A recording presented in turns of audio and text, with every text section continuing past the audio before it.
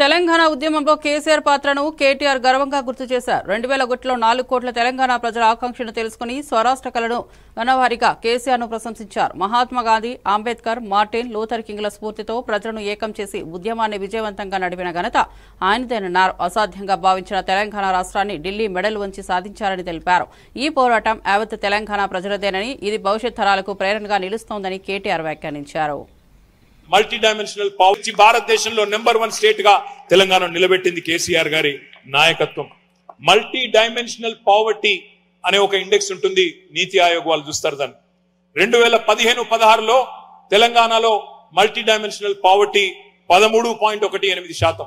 కానీ 2023-24లో 13.18% నుండి multi dimensional poverty 3.76% తగ్గింది. కేవలం 8 ఏళ్లలోనే 10% పేదరిక నిర్మూలన జరిగింది అంటే ఇది తెలంగాణలో తప్ప ఇంకెక్కడ కూడా భారతదేశంలో జరగలేదు.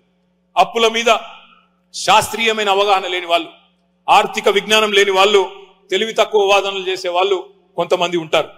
అప్పు చేసి మనం పప్పు కూడా తినలేదు. అప్పు చేసి ఆర్థిక చక్రాన్ని తిప్పి ఆదాయాన్ని పోగు చేసి ఈ రాష్ట్రానికి, రాష్ట్రంలోని పేదలకు, రాష్ట్రంలోని ప్రజలకు సంపద సృష్టించాం. తెలంగాణ ఆర్థిక క్రమశిక్షణ తప్పలేదు, మితిమీరి అప్పులు చేయలేదు. కేంద్ర ప్రభుత్వమే చెప్తున్నది, అప్పుల్లో 28 రాష్ట్రాల్లో మనది 24వ ర్యాంక్. అంటే పైనుంచి 24 కింది నుంచి 6వ ర్యాంకు. బ్రహ్మాండమైన ఆర్థిక క్రమశిక్షణ మనకున్నది. కానీ ఇవాళ కొంతమంది తప్పుడు మాటలు మాట్లాడుతూ ఉన్నారు. కానీ మనం ఎన్నడూ కూడా చీకట్లో బాణం వేసే పని చేయలేదు, చేయకూడని అప్పు చేయలేదు, చేయకూడని తప్పు అంతకంటే చేయలేదు. మూస పద్ధతుల్లో ముందుకెళ్లలేదు. అవుట్ ఆఫ్ ద బాక్స్ ఆలోచనలతో, వినూత్నమైన ఆవిష్కరణలతో, పాలసీ డిస్రప్షన్ తో విప్లవాలను సృష్టించాం. మాంద్యం ముసురుకున్న కాలంలోనూ, పెద్ద నోట్లు రద్దయినా కూడా, కరోనా లాంటి ఇబ్బంది వచ్చినా కూడా తెలంగాణను ఆర్థిక రంగంలో ముందుకు తీసుకొని పోయినాం.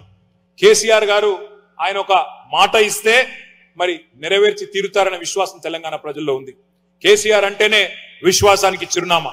ఆయన నినాదం ఇస్తే అది సంచలనం, ఆయన విధానాన్ని ప్రకటిస్తే అదొక విప్లవం. ఉద్యమ బాటలో ఆనాడు నేను ఉద్యమ బాట వీడితే నన్ను రాళ్లతో కొట్టి చంపండి అని చెప్పినా, లేదా నిరాహార దీక్ష కూర్చున్నప్పుడు కేసీఆర్ చచ్చుడో తెలంగాణ వచ్చుడో అని చెప్పినా, లేదా ఆంధ్రప్రదేశ్ రాష్ట్రం నుండి నేను ఢిల్లీకి పోతున్నా